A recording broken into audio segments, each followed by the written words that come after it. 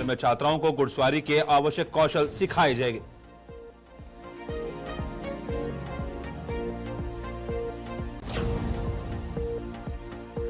मुख्य कृषि अधिकारी ने आकांक्षी ब्लॉक करशा का किया दौरा। ये दौरा क्षेत्र में कृषि विकास और सशक्तिकरण की दिशा में एक महत्वपूर्ण कदम है।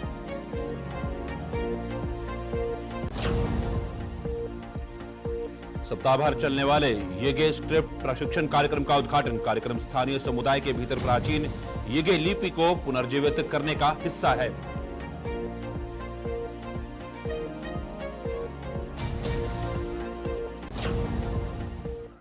नमस्कार, लद्दाख की खास खबरें देख रहे हैं आप सब। मैं हूं आपके साथ साहिल केरनी। द्रास के लोग उपविभाग को जिला का दर्जा देने की मांग को लेकर एकजुट हुए। स्थानीय पार्षद अब्दुल वाहिद और अब्दुल समद की देखरेख में आयोजित एक प्रेस कॉन्फ्रेंस के दौरान इस एकजुट आह्वान पर प्रकाश डाला गया। समुदाय ने केंद्र शासित प्रदेश से द्रास को एक जिले के रूप में मान्यता देने का आग्रह किया है। स्थानीय प्रशासनिक और विकासात्मक चुनौतियों का समाधान करने के लिए इस दर्जे की आवश्यकता पर बल दिया है।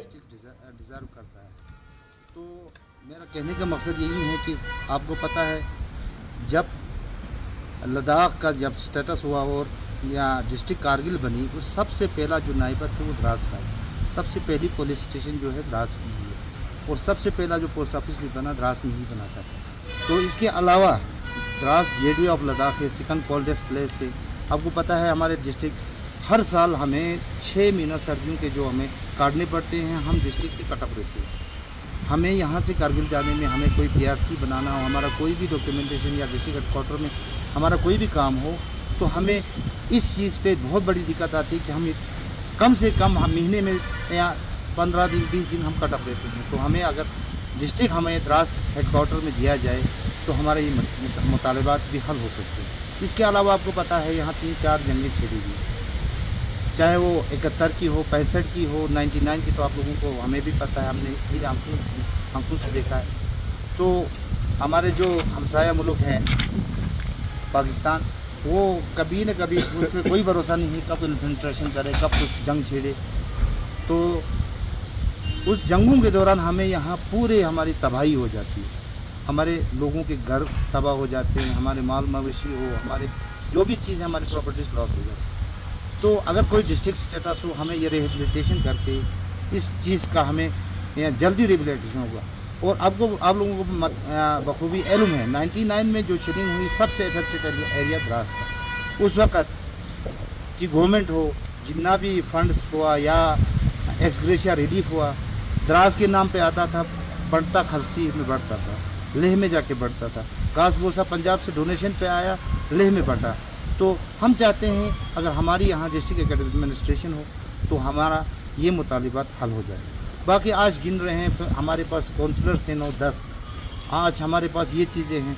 तो आप काउंसलर हमारे से जब डिस्क्रिमिनेशन करोगे, हमारे साथ 6,000-7,000 पे हमें काउंसलर्स दोगे, आज हमें भी दे दो आप 2500, 2400, 1200-1800 रुपये, हमारे पास भी 9 काउंसलर होंगे।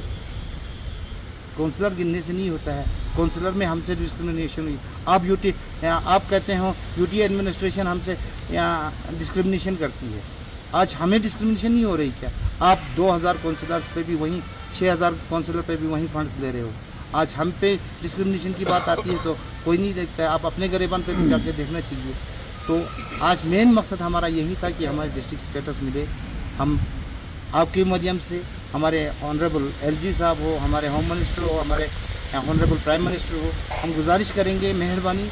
हमारी द्रास सबसे पिछड़ा हुआ इलाका है, हर जंगे छिड़ी, हमने हर वक्त हिंदुस्तान का साथ दिया है और हमें इस चीज़ का, इस डिस्ट्रिक्ट स्टेटस का हक हमें मिलना चाहिए। इसके अलावा हमारे जैसे ऑनरेबल काउंसलर समद साहब ने कहा SDM ऑफिस के बारे में, उस वक़्त भी यहाँ मरहूम मुफ्ती सईद साहब ने हमें ये सब डिवीज़न से नवाजा। तो आज जैसे उसने नवाजा था उसके बाद से कोई प्रोग्रेस वगैरह नहीं है।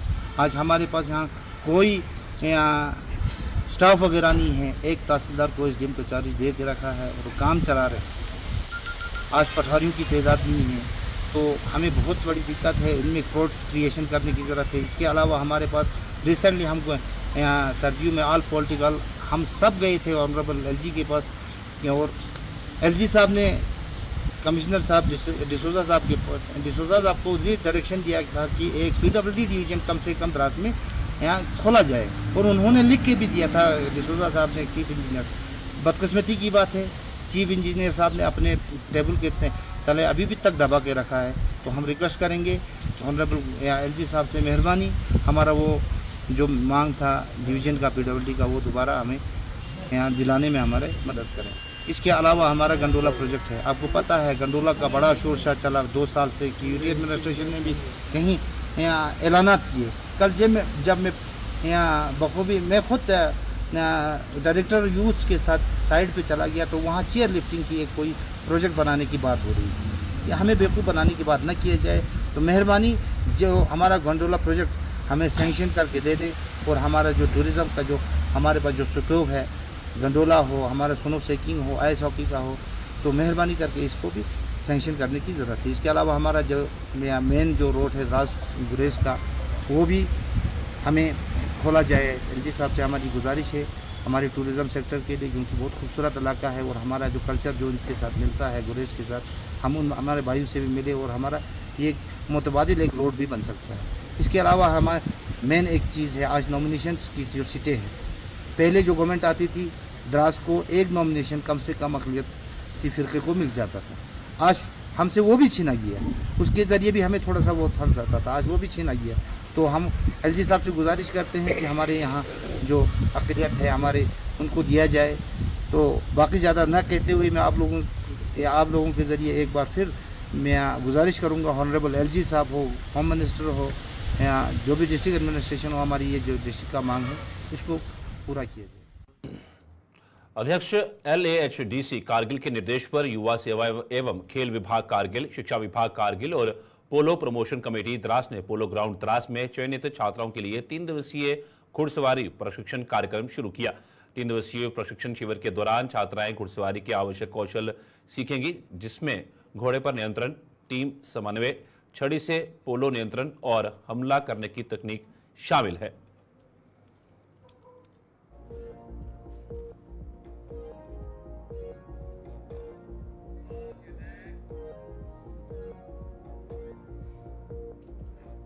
ABP के संपूर्णता अभियान से संबंधित डिप्टी कमिश्नर के निर्देश पर मुख्य कृषि अधिकारी कारगिल ने शनिवार को आकांक्षी ब्लॉक करशा अबरान पंचायत का दौरा किया।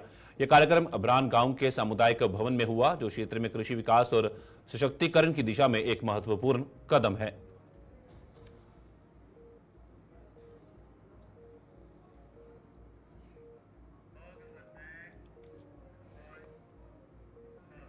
लद्दाख में पर्यटन और संस्कृति के प्रशासनिक सचिव विक्रम सिंह मलिक ने कारगिल के अकादमी हॉल में यीगे लेखन और पठन पर 1 सप्ताह तक चलने वाले प्रमाण पत्र कार्यक्रम का उद्घाटन किया।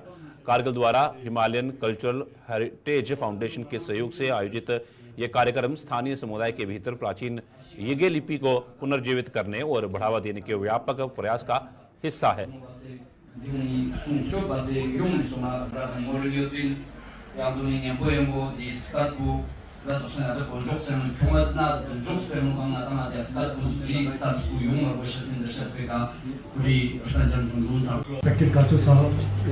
यहाँ मौजूद सभी जो लीड मेंबर्स ऑफ सोसाइटी हैं कारगिल के, राइटर्स, पोइट्स और सभी पार्टिसिपेंट्स, सबसे पहले सभी को जुले आदाब, नमस्कार।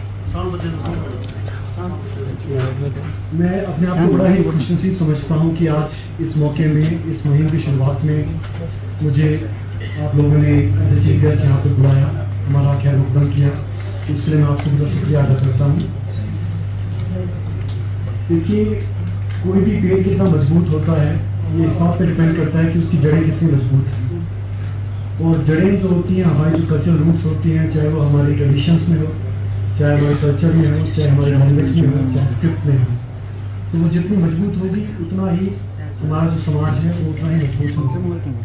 और मैं आज हमारी जो कल्चरल अकेडमी कारगिल है उसको बहुत मुबारकबाद देता हूँ और सभी पार्टिसिपेंट्स को बहुत मुबारकबाद देता हूँ कि आज उन्होंने एक बहुत ही बड़ा कदम उठाया है अपने जो कल्चर है उसको संजोने का, उसको बनाए रखने का, उस विरासत को आगे देने का जो एक बहुत ही बड़ा कदम उन्होंने उठाया है, उसके लिए मैं आप सभी को बहुत बहुत मुबारकबाद देता हूँ। ईगे के बारे में बड़ी विस्तार से हमारे जो प्रीवियस स्पीकर्स हैं उन्होंने बताया, और ये बड़ी ही खुशनसीबी है हमारी कि हमारे बीच में ऐसे लर्नर लोग आज भी मौजूद हैं जो ईगे के बारे में बड़े विस्तार से जानते हैं। मैं देख सकता हूँ कि जो हमारे पार्टिसिपेंट का प्रोफाइल है उसमें कुछ यंग बच्चे भी हैं, बड़े भी हैं, बुजुर्ग भी हैं। तो इससे समझ में आता है कि कितने संजीदगी के साथ आप लोगों ने इस मुद्दे को यहाँ पे समझा है और यहाँ पे आप पार्टिसिपेट करने के लिए आए हैं।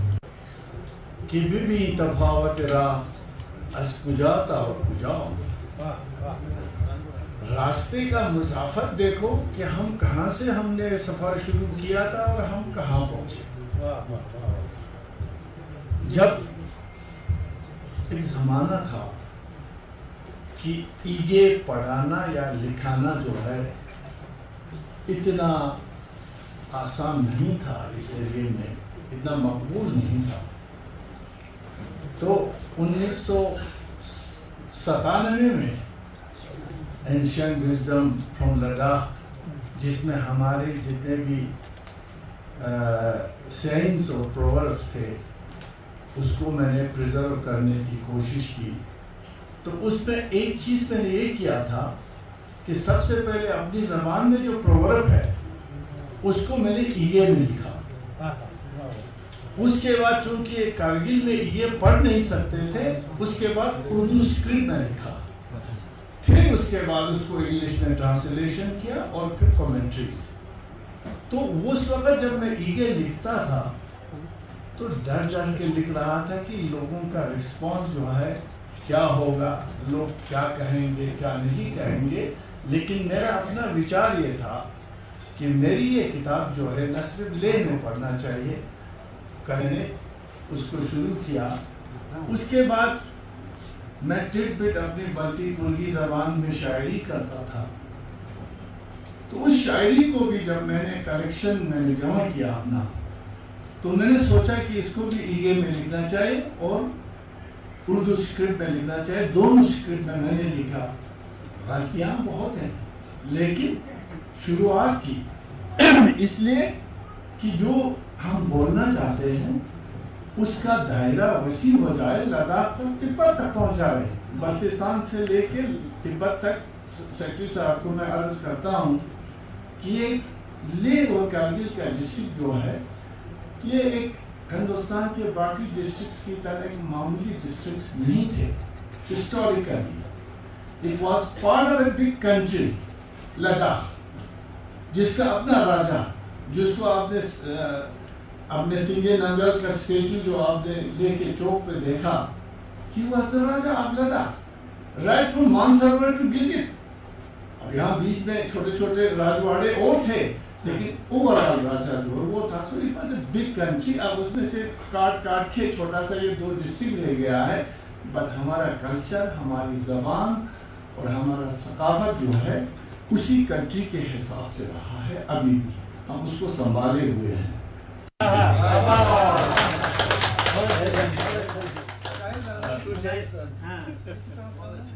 विक्रम सर, आपने जस्ट रिसेंटली आपने मुझे मौका दिया था कि वर्ल्ड हेरिटेज कमेटी जो मीटिंग फर्स्ट टाइम इंडिया में हुआ था, तो उसमें शामिल होने के लिए मुझे मौका दिया, तो उसके लिए मैं आपको धन्यवाद कहना चाहता हूँ। और उस प्रोग्राम में पूरा वर्ल्ड वाइड से almost around 3000 people participated and I got the opportunity to learn so much, sir. And this is the first program after I attended that program. तो उसमें अभी जो आपने बताया था कि जो जितने भी हमारा जो कल्चर है, हेरिटेज है, हमारा जो ट्रेडिशन है, वो सब का जो रूट्स होता है वो हमारा जो स्क्रिप्ट है, हमारा लैंग्वेज है, तो वही मैंने वहाँ पे सीखा था। तो वहीं पे मैंने लोगों से बातचीत हुआ, वहाँ पे इंटरेक्शन हुआ। तो वहाँ से वापस आने के बाद फिर मुझे लगा, जो जेशेला ने बताया कि बहुत बुरा लगता है कि हमारे कारगिल के लोगों को ईगे नहीं आता, लिखना नहीं आता है, तो वही फीलिंग मुझे भी हुआ। तो इसलिए मैंने नजीर साहब से बात किया, तो हम अगर कारगिल में कुछ ऐसा प्रोग्राम कर सकता है, at least it we can contribute little bit कि लोगों को मतलब हम ईगे सिखा सकें। तो वो है। उसके साथ साथ मैंने जो हमारे ऑफिसर्स हैं, चाहे वो पावर डिपार्टमेंट के हों, टूरिज़्म के हों, कल्चर के हों, उन सब से मैंने आज रूबरू होकर बातचीत की और ये जाना कि हमारे कहाँ गैप्स है जिसको हमें भरने की ज़रूरत है, क्योंकि ये बेहतर रहता है कि जो CEC LAHDC ले श्री संतोष सुखादेव ने 18 अगस्त को शाम क्षेत्र के ब्यामा गांव का एक दिवसीय दौरा किया। उनके साथ अतिरिक्त जिला विकास आयुक्त ले श्री सोनम नुरबू, मुख्य योजना अधिकारी ले श्री सांगवांग ग्यालसन और सहायक आयुक्त विकास ले श्री AG जारगर भी मौजूद रहे। दौरे का प्राथमिक उद्देश्य गांव में किए जा रहे विभिन्न विकास कार्यों की देखरेख करना था। सभी ग्रामीणों ने पारंपरिक खड़ागों के साथ DC ले के नेतृत्व में अधिकारियों का स्वागत किया।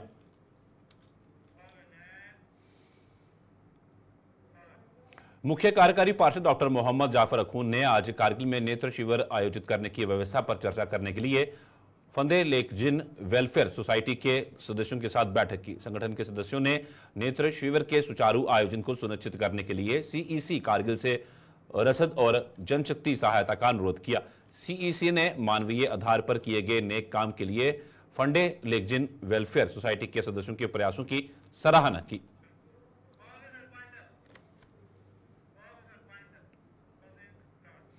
गुलस्तान पे खबरों का सिलसिला यूं चलता रहेगा। फिलहाल लद्दाख की खास खबरों में इतना ही। दीजिए इजाजत। नमस्कार।